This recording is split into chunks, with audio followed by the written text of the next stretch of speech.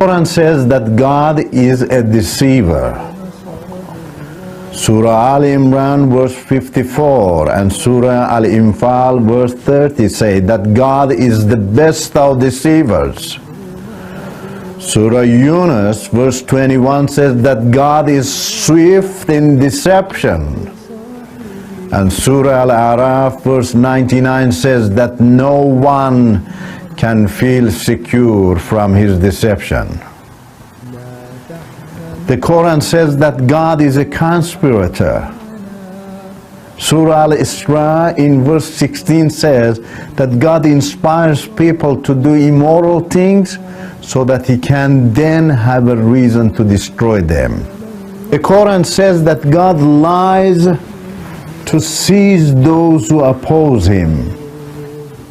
Surah Al-Araf in verses 182 and 183, and also Surah Al-Qalam in verses 44 and 45 say, those who reject our verses, we shall gradually seize them in ways when they perceive not my deception. Why then is he acting contrary to his own principle and fighting against the freedom of choice? For sure, the Creator is not intimidated by the freedom of choice he has given to his own created. Friends, it is very heartbreaking that more than 1 billion Muslims are following this Quran without knowing that it is speaking against the true God. Does the mighty God need deception and lies to destroy those who oppose him? Is he so weak that he cannot approach them by speaking the truth instead of using lies and deception?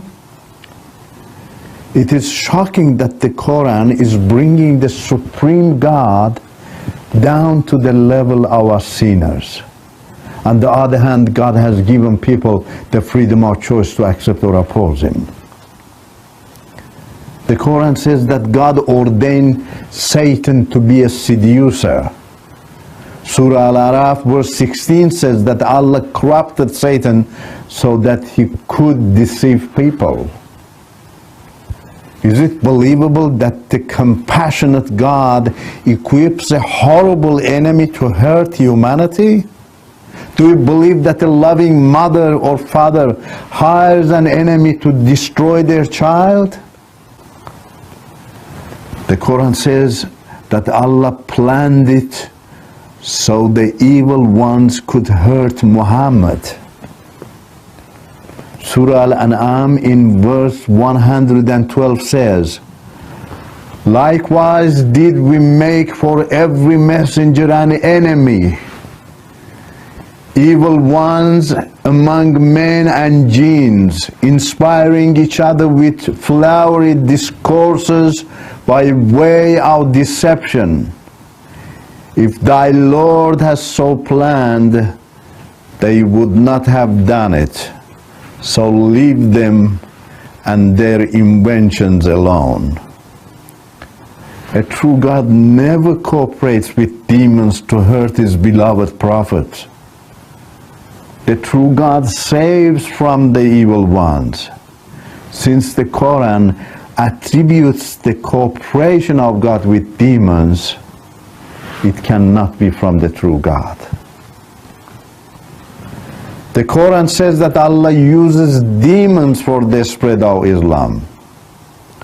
On one hand, the Quran in Surah Al-Araf verse 27 says, God made the evil ones friend to those without faith. On the other hand, we saw that he planned jinns to hurt his prophet Muhammad.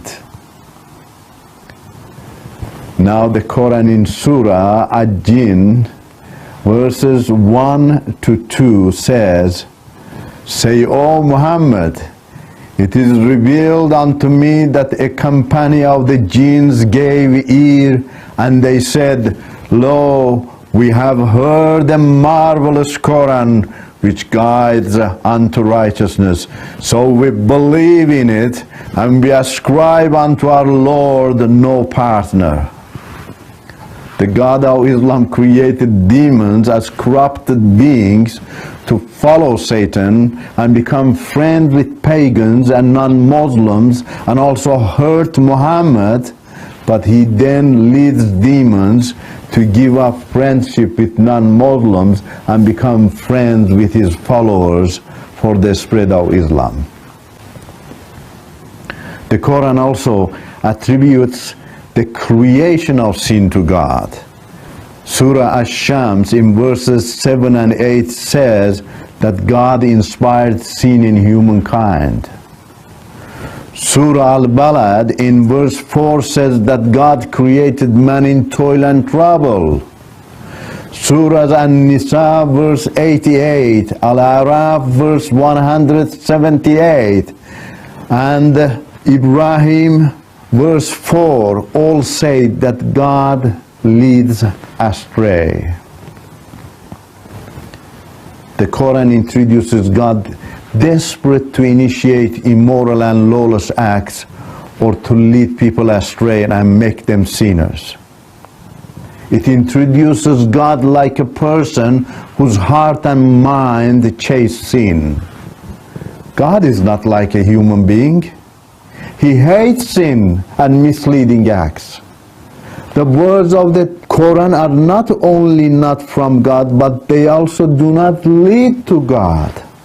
Jesus Christ is the only way, the truth, and life. The only way to the Father is through Jesus. If you don't know Jesus, you don't know God. Come to Christ today. Come to Jesus today. He can save, he can heal. He's there for you. Come to Jesus.